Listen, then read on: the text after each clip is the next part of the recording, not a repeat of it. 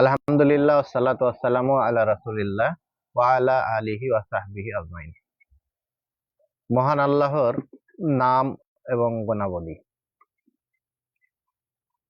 অধিকাংশই মানুষই আল্লাহর নাম এবং গুণাবলী সম্পর্কে ভুলে আছে, এই জন্য বিভিন্ন বাতিল ফেরকার জন্ম নিয়েছে।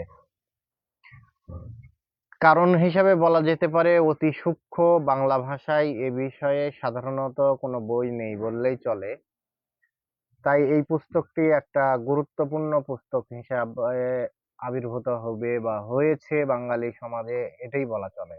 মহান আল্লাহর নাম এবং গুণাবলী বাংলা ইসলামী সাহিত্যের মেঘশূন্য আকাশে দিগন্তময় আলোর দিশারি এক উজ্জ্বল তারকা। মহান আল্লাহর সত্তা সম্পর্কে সমাজে বিস্তৃত ভুল আকিদা এবং বিশ্বাসের সৌধে এক মহা বিস্ফোরণ। সেই আকিদা ও বিশ্বাসের সুরম্য ইমারতে যে সকল বাতিল ঝড় তুফান তাকে বিশ্বস্ত করার জন্য সদা সক্রিয় রয়েছে, তাকে প্রতিহত করার জন্য আধুনিক যে সমরাস্ত্রের প্রয়োজন, তা নিঃসন্দেহে আমার হাতের এই বইটি থেকে আপনি পেতে পারেন। এই বইয়ে এক নজিরবিহীনভাবে বাংলা সাহিত্যের রূপ রস গন্ধের সমন্বয়ে আল্লাহ সুবহানাহু ওয়া তাআলার নাম এবং গুণাবলী সম্পর্কে আলোচনা করা হয়েছে।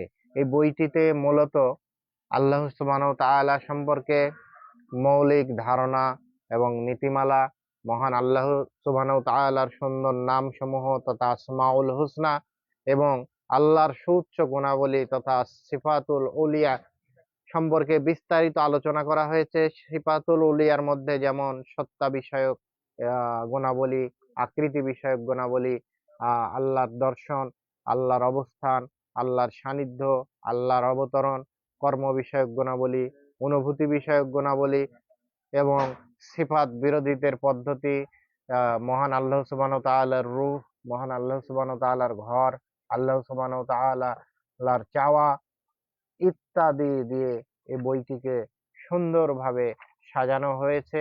শেখ আব্দুল হামিদ ফাইজি আল মাদানী হাফিজাহুল্লাহর অসাধারণ কীর্তি।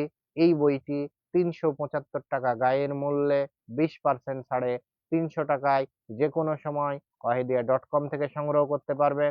তবে এখন রমজান উপলক্ষে 25% ছাড়ে আপনারা বইটি পেয়ে যাচ্ছেন মাত্র ২৮০ টাকায়।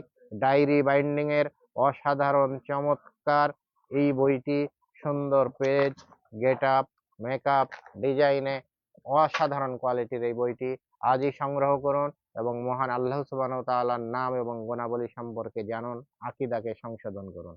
আসসালামু আলাইকুম ওয়া রাহমাতুল্লাহ।